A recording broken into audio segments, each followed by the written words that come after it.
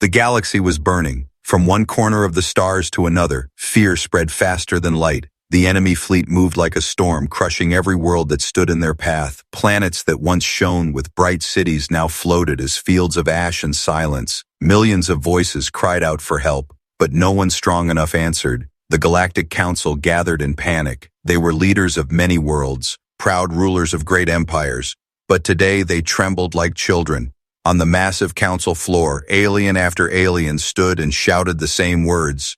"We are losing the war," another voice cried. "We are doomed."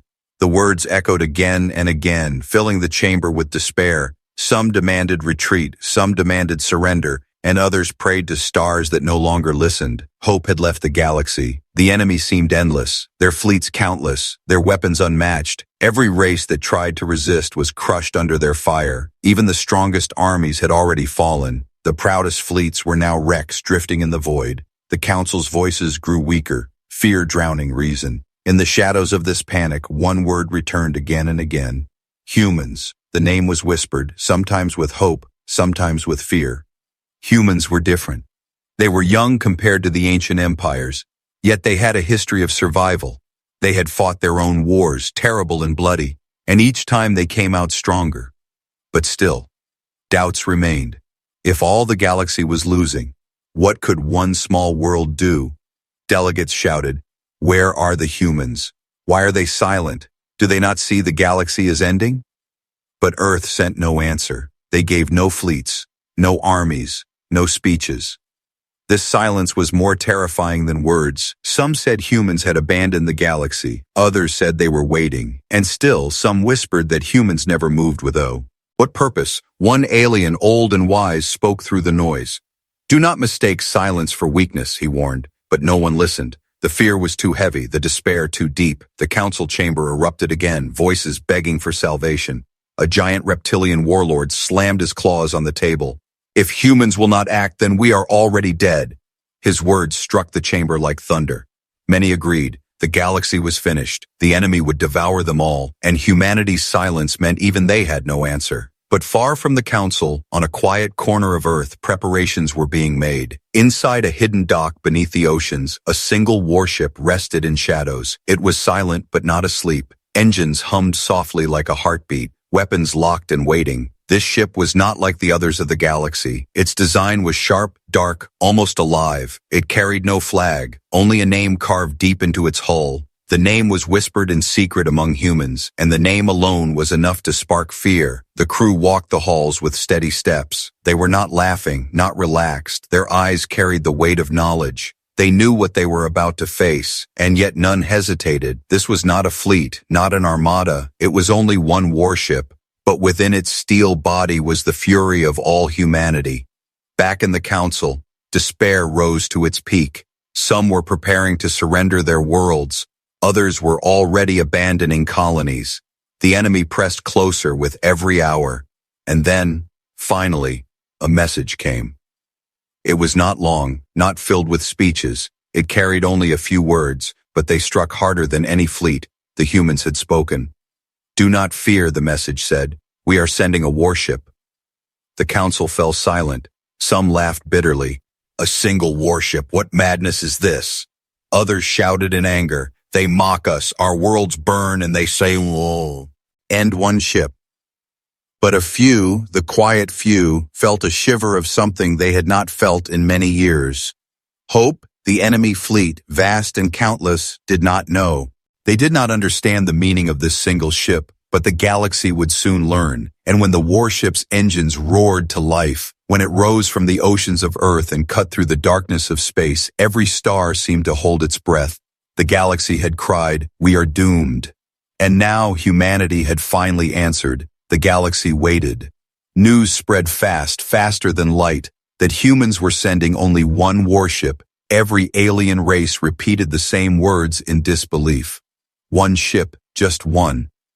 It was madness to them, a cruel joke played at the edge of destruction. In the Grand Council halls, alien leaders argued until their voices broke. "They insult us," shouted one delegate with trembling hands. "They doom us all," cried another. But hidden beneath their anger was something else. Fear. Not only fear of the enemy, but fear of humanity itself. For no one could understand why a species would dare to face an empire with only a single blade. The enemy fleet was still advancing, worlds burned day after day, and surrender oaths filled the air. Entire colonies abandoned their homes, fleeing into the void with no destination, and still, Earth remained calm. No speeches, no promises, only silence. Until one signal cut through the noise of despair. It was a live broadcast. A human commander appeared standing tall in a dim-lit chamber, no grand uniform, only a simple dark suit. Behind him, a glowing star map showed the path of the enemy, red lines carving across the galaxy. His voice was steady, calm, without fear. "You cry for fleets," he said. "You cry for armies. But humanity sends only one ship, because one ship is enough." The council erupted into chaos. "Arrogance," some shouted. "Madness," others cried. But his words could not be erased. They spread across the galaxy like fire. Aliens who had given up hope now whispered in the dark. "Maybe the humans know something." Meanwhile, deep in the hidden dock beneath Earth's oceans, the warship prepared. Its hull gleamed like black glass, swallowing the light. The ship was massive, but every line of its body spoke of speed and precision. Inside, machines hummed like a beast's breath. Weapons locked into place, engines pulsed with power. This was no ordinary warship. It was a creation of secrets, built in silence, built for a war humanity had always known would come. The crew was unlike any other. They were not thousands, but only a handful, each chosen for one reason. They had no fear of death. Soldiers, engineers, pilots, and one captain who had never lost a battle. Their eyes burned with quiet fire. They carried humanity's burden alone. If they failed, Earth would remain untouched for now, but the galaxy would fall forever. In the shadows of the council, an old alien scholar whispered a truth others ignored. "Humans never fight with numbers," he said. "They fight with will." His words were lost in the noise of panic, but they would soon echo across the stars. The enemy did not wait. They laughed when they heard of humanity's decision. Their admirals mocked the idea of a single warship standing against their empire. Some even welcomed it. They promised to crush it slowly as an example, but their laughter hid unease. Deep in their minds, they feared the unknown. They had crushed every empire, but they had never faced humans at their full strength. The day came when the warship would rise. Oceans trembled as the great doors of the hidden dock opened. Water boiled from the force of engines awakening. With a roar like thunder, the warship ascended into the black sky. From Earth's surface, millions watched, silent. They did not cheer. They did not cry. They only watched with the eyes of a people who had sent their answer to the galaxy. Across alien worlds, transmissions show the ship breaking through the atmosphere. Its black body glowed against the stars. The name carved into its hull finally became clear. Oblivion. That was the name of the lone warship. A name chosen not for pride but for warning. It was the shadow that would fall on humanity's enemies. The captain stood on the command deck, his hands steady on the rail. Around him, his crew worked in silence. No one questioned, no one doubted. They knew their path. The galaxy begged for salvation. The enemy prepared their traps, and humanity sent them. One ship, one message, one promise of war. The engines roared again, and the warship leapt forward into the stars. Behind it, Earth grew smaller. Ahead, the fire of war waited. The galaxy whispered in fear. The enemy laughed in arrogance, and humanity, silent and unshaken, unleashed its lone warship. The warship Oblivion cut through the endless dark. Its black hull reflected no starlight, making it seem more like a shadow than a machine. To the galaxy, it was only one ship, a hopeless gesture against an empire of fire and steel. But to the humans who built it, Oblivion was more than metal. It was a weapon of secrets, a promise carved from centuries of fear and survival. Across the galaxy, millions watched its journey through broadcast feeds. Every alien eye stared at the lone vessel, waiting to see it crushed. The enemy fleet had already gathered, thousands of ships forming a wall of death. They were hunters, eager to break this human creation apart. Their admirals mocked humanity openly. "Let them come," they laughed. "We will tear their toy into scraps and send the pieces back to Earth." On the bridge of Oblivion, silence ruled. The crew moved like shadows, each man and woman trained for this exact moment. Every step, every word was precise. At the center stood Captain Elias Kane, his face carved with scars of old battles. He did not blink as the enemy fleet appeared on the screens. His voice was calm, but his words carried iron. "Mark them all," he ordered. "Every ship is a target." The enemy hailed them with laughter and insults. "Run back to your little world, humans," one voice sneered. "You dare face an empire with a single craft," another jeered, but no one aboard Oblivion answered. They did not waste words. They had only one answer, and it would be fire. The first volley came. The enemy fired hundreds of missiles, beams of plasma, storms of destruction. To any normal vessel, it would have been death in seconds. But Oblivion did not move like any ship before. Its engines twisted space, its shields bent light, every blast missed by a fraction, sliding harmlessly past its hull. The galaxy watched in shock. One ship stood unharmed against an army. Then came the human strike. "Release," Kane commanded. From the ship's belly, weapons roared to life. Not missiles, not lasers like the galaxy had known, but spheres of dark energy that tore through matter itself. One shot, and 5 enemy ships vanished into nothing. The feed showed silence where metal had once been. The galaxy gasped. This was no ordinary weapon. This was human fury given form. The enemy tried to regroup, their commanders screaming orders, but Oblivion was already inside their ranks. It moved like a predator among prey, slipping between giants with impossible speed. Its weapons cut through battleships as if they were made of paper. Every strike was clean, perfect, merciless. The once invincible fleet began to break. Fear spread where arrogance had been. On alien worlds, citizens who had given up hope now cheered in disbelief. Children pointed at screens and shouted, "The humans are winning."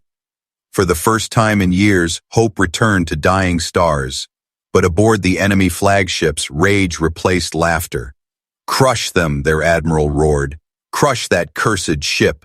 Thousands more weapons lit up the dark. The sky burned with fire, yet Oblivion still danced through the chaos. Its shield shimmered, its hull glowed. Inside, the crew worked without fear, without hesitation. They were not fighting for glory, they were fighting for survival. For the galaxy that had already surrendered, for the future of Earth. But Captain Kane knew this was only the beginning. His eyes stayed cold as he watched the enemy struggle. "They are testing us," he said. "This is not their true strength." The crew exchanged tense glances. If this was only the first wave, what horrors waited beyond? As the battle raged, the galaxy's leaders received new reports. The Lone Warship had destroyed hundreds of enemy vessels. Entire fleets broken by one shadow in the dark. Shock turned to fear once more. If humans had built one ship like this, how many more did they hide? And if one ship could burn an empire, what would happen if Earth ever unleashed all of its power? The enemy fleet burned, the galaxy trembled, and Oblivion sailed forward through the wreckage without slowing. Its message to all was clear. Humanity had answered the cry of doom, and their answer was terrifying. The battlefield was silent after the storm. Wreckage floated across the void, glowing with fire from the destroyed fleet. Where thousands of enemy ships had stood proud, only broken metal now drifted, and in the middle of that graveyard, untouched and steady, the human warship Oblivion sailed forward. The galaxy stared in disbelief. News of the battle spread to every corner. Some whispered it was a lie, that no single ship could do this, but the images told the truth. One human vessel had broken a fleet that had crushed entire empires. On the enemy's homeworld, rage boiled. The empire's rulers screamed for vengeance. Never before had they been humiliated like this. Never before had prey stood against their might.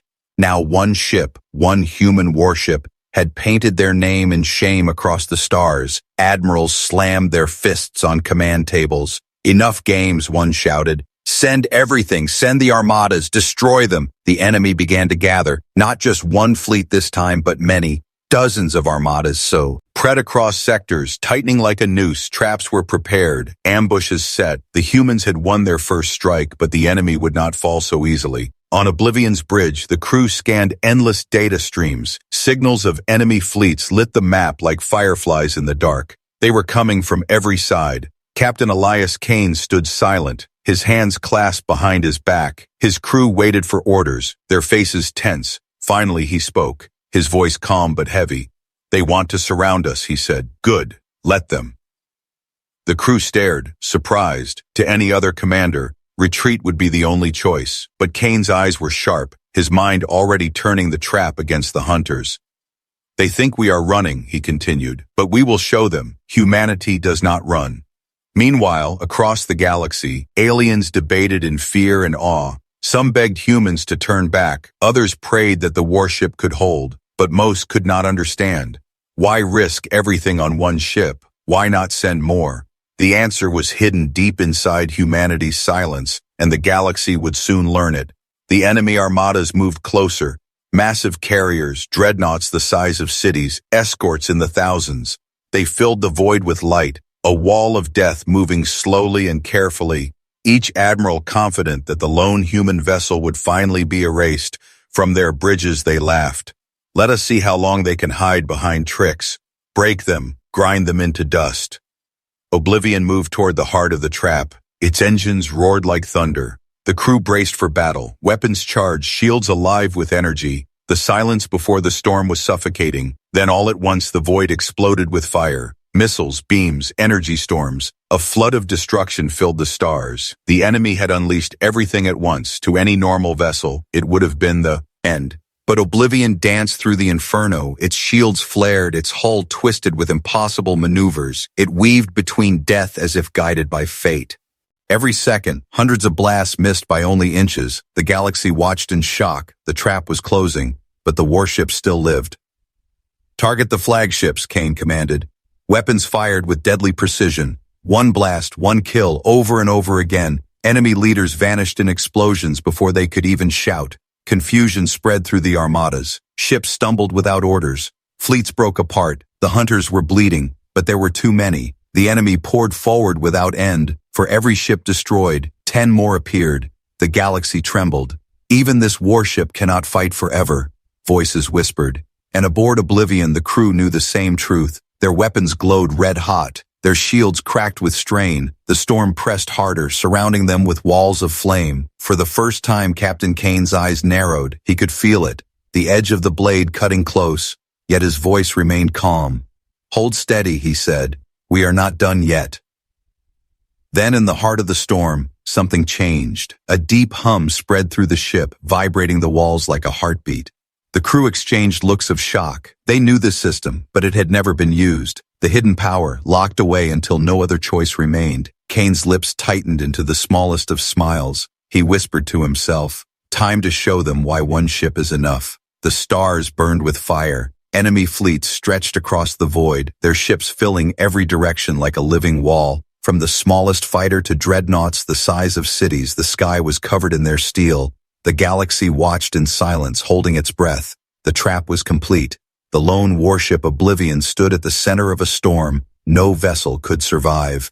On the enemy flagships, admirals shouted orders with cruel confidence. "Do not let them escape," one roared. "Drown them in fire," cried another. Their voices shook with fury but also with fear. The humiliation of their first defeat burned in their minds. They would not rest until the humans were crushed. Thousands of weapons opened fire, streams of plasma, endless missiles, beams that tore holes in space itself. The void became a sea of destruction, every star drowned in the light of war. To the galaxy it seemed over, one warship against an empire. It could not last. Inside Oblivion, alarms screamed, shields cracked, the hull shuddered under the storm. The crew fought to keep systems alive, their faces lit by the glow of emergency lights. Yet not one of them showed fear. They had trained for this. They had always known they would stand at the edge of death. Captain Elias Kane stood tall on the command deck, his eyes sharp, his voice steady. "Focus fire," he ordered. "Strike their flagships, break their chain of command." Weapons roared. Every shot was precise, cutting through enemy vessels like knives through paper. Flagships exploded, admirals vanished in fire. But still, the enemy came. For every ship destroyed, 10 more closed in. The crew exchanged tense glances. They knew the truth. This battle was not survival, it was a test. The enemy wanted to measure Oblivion's strength. They were willing to sacrifice fleets, billions of lives, just to learn what humans could do. The weight of that realization pressed heavy on their hearts. If this was only the test, What would the true war look like? The enemy tightened their trap, mines activated. Energy nets spread across the void. The warship was being cornered. The space around it bent with weapons designed to cage even the strongest fleets. Shields are failing, one officer called. Engines strained, another warned. Every system blinked red, and still Kane's voice remained calm. We hold, he said. We endure. The galaxy trembled as the wall closed in. Some council members begged humans to retreat. Others cried that the warship was finished. But Earth sent no second ship, no army, no rescue. Only silence, as if humanity was watching, waiting, measuring, just like the enemy. Then, in the heart of chaos, the deep hum returned. It pulsed through Oblivion's walls, shaking the air like a heartbeat. The crew froze, their eyes widening. They knew this sound. It was the hidden system, the weapon that had never been used, the final card of humanity. The captain's eyes narrowed. Prepare the core, he said. His words fell heavy, like a judgment. The crew hesitated only for a breath, then obeyed. Panels lit with strange symbols. Energy readings spiked beyond known scales. The ship's hull glowed faintly, black metal turning silver with power.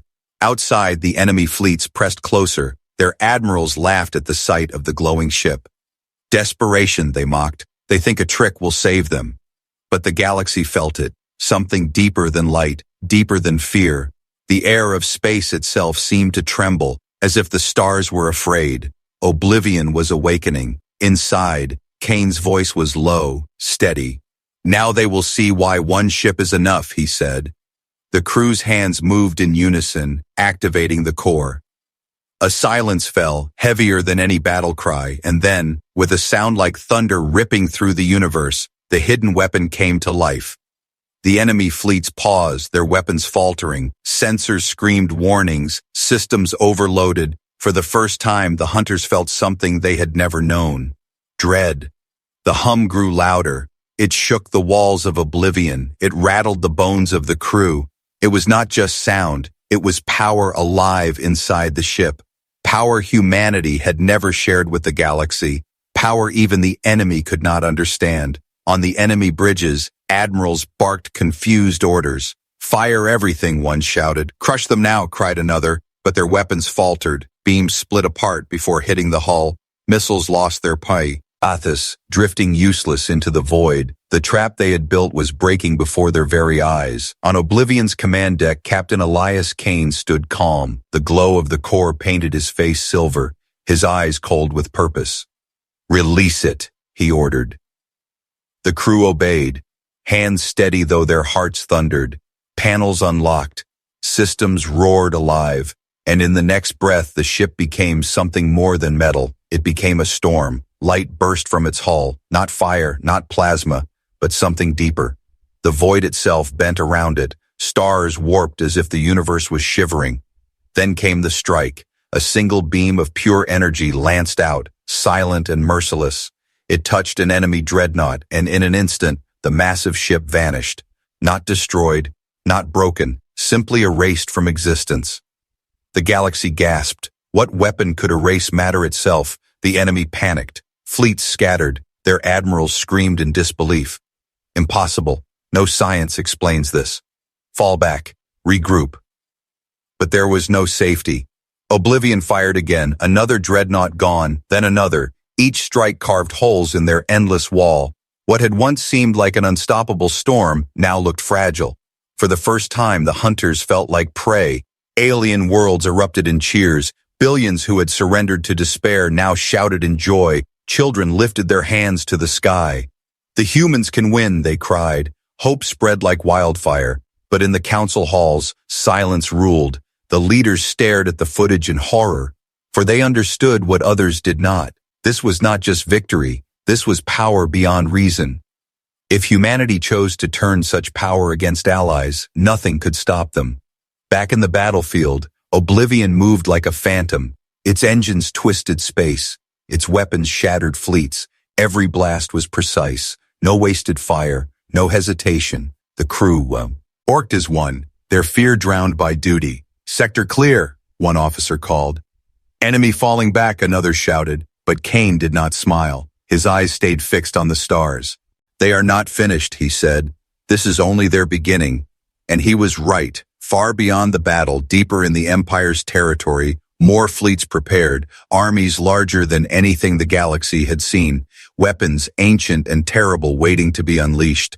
The enemy would not forgive this humiliation. They would return with fire meant to end not just the warship, but Earth itself. Still, the core burned bright. The ship's hum filled the void like a heartbeat of doom. The galaxy trembled, and for the first time in countless years, the Empire felt fear. They had underestimated the humans. They had thought one ship was nothing. Now they saw the truth. One human warship could burn their fleets. One human warship could break their empire. As the wreckage of the destroyed fleets drifted, Kane turned to his crew. "Mark this day," he said, his voice steady. "Today the galaxy learns. Humanity does not need numbers. Humanity needs only will." The crew nodded, their eyes sharp, their hearts steady. They had become more than soldiers. They had become the edge of a blade, and the blade had only begun to cut. But in the silence that followed, a single thought haunted the stars. If one ship could do this, what would happen if Earth ever sent more? What would happen if humanity truly went to war? The galaxy had begged for salvation, the enemy had unleashed their fury, and humanity had answered with something far greater, not just power, but a warning. The battlefield was silent. The wreckage of thousands of enemy ships drifted in the void, glowing with the fading fire of their destruction.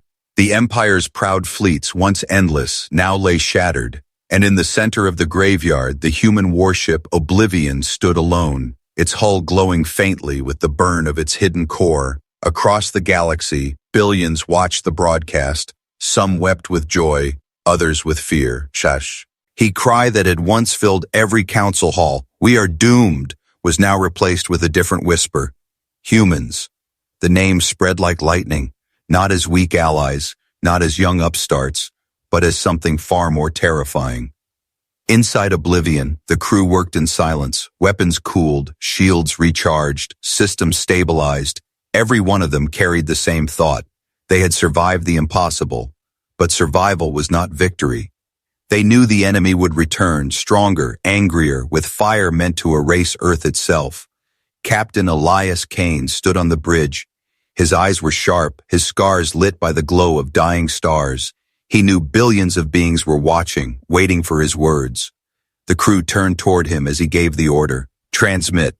The image of Kane filled every screen across the galaxy, from council chambers to broken colonies, from enemy fleets to the smallest outpost. His voice was calm, steady, heavy with power. "You feared the end," he said. "You cried that the galaxy was doomed. And you begged humanity to send armies, fleets, nations of soldiers. But humanity sent only one ship." He paused, his eyes cold as steel. "One ship was enough," he said. The words cut through the void like a blade. The council fell silent, alien leaders trembling. Even the enemy commanders stared in horror, unable to deny what they had seen. Kane continued, his tone unshaken.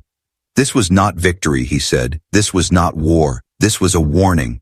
Those words echoed into every mind. The galaxy shivered. What they had witnessed was only the surface of humanity's strength. If one warship could break an empire's fleets, then what storm would come if Earth ever truly unleashed its power? In the council, old voices whispered in fear. "If they can erase fleets, they can erase worlds." Others whispered in awe. "They may be the saviors of us all." Hope and terror mix. No one certain if humanity was protector or conqueror, but all understood the same truth. The humans had chosen this path. Not to boast, not to conquer, but to send a message the galaxy would never forget. Back on Oblivion, the crew stared into the stars. They were weary, their bodies heavy with exhaustion, yet their eyes burned with quiet fire. They had stood against the endless, and they had not broken. They had become the shadow that enemies feared, the blade humanity had hidden in silence. Kane turned away from the broadcast, his voice low but steady. "Set course," he ordered. "Where, Captain?" one officer asked. "Toward the enemy's heart," Kane answered. Gasps filled the bridge, but no one disobeyed. Engines roared, the warship shifted, the crew prepared once more. They were not finished. As Oblivion vanished into the dark, the galaxy remained frozen in silence. Every leader, every soldier, every child knew the truth. The war was far from over, But from this day forward, no one would ever forget what they had seen. One warship, one crew, one people, and a message carved into the stars. The galaxy had cried, "We are doomed." Humanity had answered, and their answer was both salvation and terror.